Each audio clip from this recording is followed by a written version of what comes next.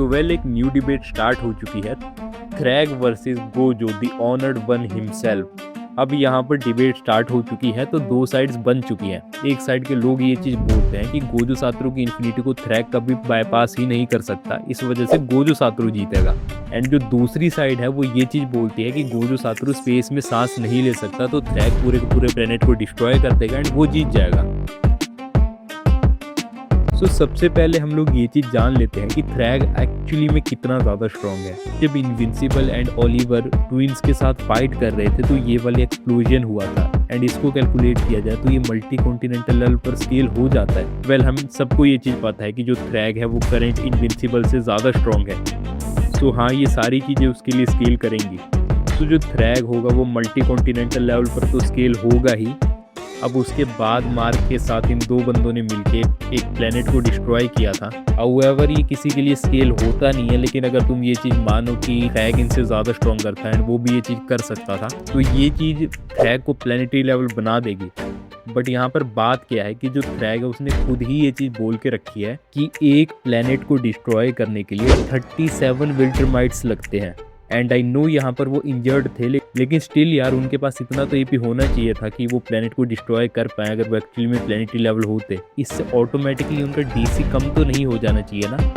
सो थ्रैग multi continental level पर scale करता है जो कि बहुत ज़्यादा कंसिस्टेंट है, लेकिन अगर तुम थोड़ा हाई बॉल करना चाहो तो वो मून लेवल पर भी जा सकता है। वेल उसके बाद ये बंदा प्लेनेट अर्थ पर आया था, इस प्लेनेट से, जो भी इसका नाम है तुम खुद पढ़ लो। एंड ये जो प्लेनेट है ये कपल ऑफ गैलेक्सीज दूर है। अगर हम ये चीज़ भी माने ना कि ये 2-3 गैलेक्सी ही दूर है, स्टिल इसके लिए बहुत ज़्यादा स्पीड रिक्वायर होगी। सो ये बंदा डेफिनेटली MFTL प्लस होगा। अगर थ्रैग है वो इससे अबव है तो हम मान सकते हैं कि जो थ्रैग है वो MFTL प्लस होगा। लेकिन अगर तुम्हें थोड़ी डिटेल्ड में इसकी स्पीड स्केलिंग जाननी है तो मैं डिस्क्रिप्शन में लिंक दे दूंगा, एक बंदे ने एक्सप्लेन करके रखी है रेडिट के ऊपर, तुम वहां से पढ़ सकते हो अगर चाहो तो। वेल अगर मैं गोजो की स्केलिंग की बात करूं, अब इससे पहले तुम ये वीडियो आगे देखो, तुम इस करेक्टर को देखो, ठीक है। ये एक न्यू करेक्टर है, तुम्हें नहीं पता है कि ये कौन है। सो अगर मैं तुम्हें बोलूँ कि यूनिवर्सल लेवल का करेक्टर है तो तुम सोचोगे कि हाँ हो सकता है कि इसके पास इतनी पावर हो कि ये यूनिवर्सल लेवल हो। या फिर अगर मैं ऐसा बोलूँ कि ये एक बिल्डिंग लेवल करेक्टर है तो तुम सोचोगे कि हाँ हो सकता है कि बिल्डिंग लेवल करेक्टर इसके फीट्स ही उतने हो। हमें जब किसी चीज़ के बारे में पता नहीं होता है हम थोड़ी उसके बारे में रिसर्च करने लगते हैं। बट अगर मैं तुम्हें गोजो सातोरू को दिखाऊं तो मैं बोलूं कि कितना ज़्यादा स्ट्रॉन्गर है तो मैक्सिमम लोग बोलेंगे कि ये एक सिटी लेवल का करेक्टर है, बिकॉज जो ज़्यादातर यूट्यूबर्स हैं वो यही चीज़ बोलते हैं कि गोजो सातोरू सिटी लेवल है। इस वजह से बहुत सारे लोगों को लगने लगा है कि एक्चुअली में गोजो सिटी लेवल है। लेकिन इस वीडियो के लिए तुम ये चीज़ मान लो कि तुम्हें गोजो के बारे में कुछ भी नहीं पता है, ठीक है। मान लो ये जो बंदा है गोजो सातोरू ये कोई न्यू कैरेक्टर है जिसके बारे में तुम्हें बिल्कुल भी इंफॉर्मेशन नहीं है। बिकॉज अगर मैं सच बताऊं ना, तुम लोगों को पता ही नहीं है कि गोजो सातोरू एक्चुअली में कितना ज़्यादा स्ट्रॉन्गर है। इसलिए इस वीडियो के लिए तुम ये चीज़ मानो कि तुम गोजो सातोरू को नहीं जानते, तुम्हें नहीं पता ये कौन कैरेक्टर है, तुम मानो ये कोई न्यू कैरेक्टर है एंड ये सोच के तुम इस वीडियो को आगे देखो। वेल अगर मैं गोजो की बात करूं तो JJK के एक वॉल्यूम में नहीं, 2 में नहीं, 3 नहीं, 4 नहीं, 5 नहीं, 6 नहीं, हर एक वॉल्यूम के अंदर गेगे ने ये चीज़ लिखी है कि सुकुना के बॉडी पार्ट्स में इतनी पावर होती है कि वो पूरे के पूरे वर्ल्ड को डिस्ट्रॉय कर सकते हैं। अगर कोई सुकुना के बॉडी पार्ट को कंज्यूम करता है, मान लो उसकी फिंगर वो कंज्यूम कर रहा है, तो उसके पास जो पावर आएगी वो पूरे के पूरे वर्ल्ड को डिस्ट्रॉय कर सकती है। इसका मतलब है कि जो कैरेक्टर्स लाइक फिंगर बैरियर हैं वो भी प्लेनेटरी लेवल होंगे। बहुत सारे लोग ये चीज़ बोलते हैं कि यहाँ पर वो सोसाइटी की बात कर रहे होंगे, लेकिन ये सोसाइटी नहीं है। बिकॉज JJK के अंदर सोसाइटी की अगर बात होती है तो या तो उसे ह्यूमन सोसाइटी बोला जाता है या तो फिर नॉर्मल ह्यूमैनिटी बोला जाता है। एंड जो वर्ल्ड है वो तब यूज़ होता है JJK के अंदर जब प्लेनेट की बात हो रही होती है। जैसे कि तुम स्कैन के अंदर देख सकते हो जहाँ पर यूकी के ब्लैक होल के बारे में बताया जा रहा था, वहाँ पर वर्ल्ड यूज़ हुआ है। एंड जो ब्लैक होल है ऑब्वियसली वो तो प्लेनेट को डिस्ट्रॉय कर ही सकता है, तो यहाँ पर ऑब्वियसली प्लेनेट की ही बात हो रही थी।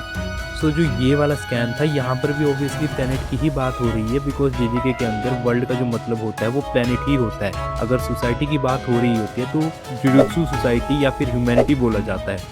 सो होपफुली तुम्हारा मिसकंसेप्शन क्लियर हो गया होगा अगर तुम्हें ये चीज़ लगती होगी कि यहाँ पर सोसाइटी की बात हो रही है, बिकॉज यहाँ पर एक्चुअली में प्लेनेट की बात हो रही है।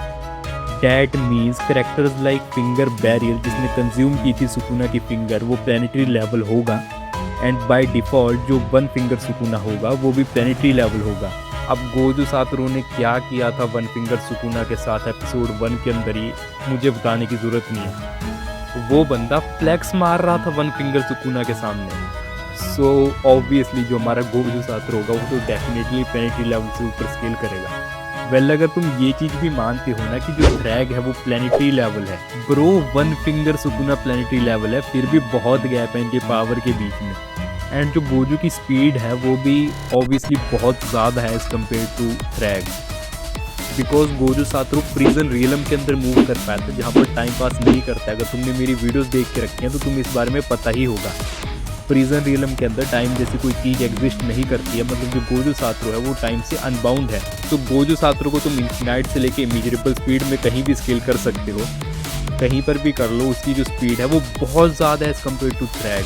बट एनीवेज यार तुम इस सब को भी छोड़ो, गोजो की इन्फिनिटी की वजह से थ्रैग कभी उसको टच ही नहीं कर पाएगा, बिकॉज जो गोजो सातोरू की इन्फिनिटी है वो एक इन्फिनाइट स्पेस है। अगर तुम्हें उसको बाईपास करना है तो तुम्हारे पास इन्फिनाइट स्पीड होनी चाहिए। अगर तुम्हारे पास नहीं है तो तुम उसको बाईपास नहीं कर पाओगे। एंड ये जो मैं वर्जन यूज़ कर रहा हूँ गोजो का, ये बहुत ज़्यादा लो बॉल गोजो है। एंड ऑब्वियसली थ्रैग के पास तो इन्फिनाइट स्पीड है नहीं, तो वो बंदा कभी भी गोजो के इन्फिनाइट स्पेस को ट्रैवल नहीं कर पाएगा। एंड उसके पास कोई स्पेस कटिंग हैक्स या फिर मैजिक नलीफाई हैक्स ऐसी चीज़ तो कुछ है नहीं है, तो वो इन्फिनिटी को किसी भी तरीके से बाईपास नहीं कर सकता है। अब एक ही चीज़ आती है कि वो प्लेनेट को डिस्ट्रॉय कर दे एंड गोजो सांस नहीं ले पाए, यही चीज़ वो कर सकता है, राइट। अब देखो मेरे हिसाब से तो जो गोजो सातोरू है वो बिना ऑक्सीजन के भी सर्वाइव कर सकता है, बिकॉज तुम खुद सोचो जो उसकी इन्फिनिटी है वो एक इन्फिनाइट स्पेस है जहाँ से कोई करेक्टर कितना भी ज़्यादा फास्ट हो वो ट्रैवल नहीं कर पाता है। तो ऑक्सीजन कैसे ट्रैवल करेगी गोजो के पास? क्या तुम्हें ये चीज़ लगता है कि जो ऑक्सीजन है वो इन्फिनाइट स्पेस को ट्रैवल कर लेगी? इतनी ज़्यादा फास्ट ऑक्सीजन, इतनी फास्ट तो भाई लाइट भी नहीं होती है। सो आई थिंक जो गोजो सातोरू है वो बिना ऑक्सीजन के ही जिंदा रहता है। एंड ये जो चीज़ है ना, इसको प्रूव करने के लिए हमारे पास प्रिजन रियलम भी है। प्रिजन रियलम के अंदर तो टाइम ही एग्जिस्ट नहीं करता, वहाँ पर ऑक्सीजन चलेगी कैसे? ये बोलोगे तुम कि जो ऑक्सीजन है वो टाइम से अनबाउंड है, नहीं बोलोगे ना ऐसा तो ऑब्वियसली, बिकॉज इस लॉजिक से तो फिर जो ऑक्सीजन होगी उसके पास इन्फिनाइट स्पीड आ जाएगी। तो या सिर्फ जो हमारा प्रिजन रियलम है उसके अंदर टाइम एग्जिस्ट नहीं करता है, तो वहाँ पर ऑक्सीजन भी नहीं चलेगी। एंड गोजो सातोरू वहाँ पर सर्वाइव करके आया है। तो ऐसी बहुत सारी चीज़ें हैं जिनसे ये चीज़ प्रूव की जा सकती है कि जो गोजो सातोरू है वो बिना ऑक्सीजन के जिंदा रह सकता है। बट वैसे तो गोजो सातोरू को इस सब की भी ज़रूरत नहीं है, बिकॉज जो थ्रैग है वो massively faster than light plus है, लेकिन जो गोजो की स्पीड है वो इन्फिनाइट तो इमेजरेबल है। इससे पहले थ्रैग प्लैनेट को डिस्ट्रॉय कर पाए गोजो उसको हरा ही देगा, या तो फिर प्लैनेट डिस्ट्रॉय करने ही नहीं देगा। अगर हम ये चीज़ मान ले कि वो कर भी दे तब भी हमें पता कि गोजो कैसे सर्वाइव कर सकता है। सो हाँ, गोजो फिजिकली भी ज़्यादा स्ट्रॉन्गर है, फास्टर भी है, ना ही उसको थ्रैग टच कर सकता है उसकी एबिलिटीज़ की वजह से। उसके साथ साथ जो प्लैनेट को डिस्ट्रॉय करने वाला आर्गूमेंट था वो भी बिल्कुल गलत है, बिकॉज गोजो सर्वाइव कर लेगा स्पेस के अंदर। एंड ऊपर से पहली चीज़ तो ऐसा वो होने नहीं देगा, वो बहुत ज़्यादा फास्टर है थ्रैग से, तो वो पहले ही थ्रैग को हरा देगा या उसको रोक देगा प्लैनेट डिस्ट्रॉय करने से पहले ही। प्लस गोजो को तो अपनी स्पीड यूज़ करने की भी ज़रूरत नहीं है, वो तो टेलीपोर्ट कर सकता है, उसके पास टेलीपोर्टेशन है, वो सीधा मुंह पे टेलीपोर्ट होगा थ्रैग एंड उसको रोक देगा या हरा देगा।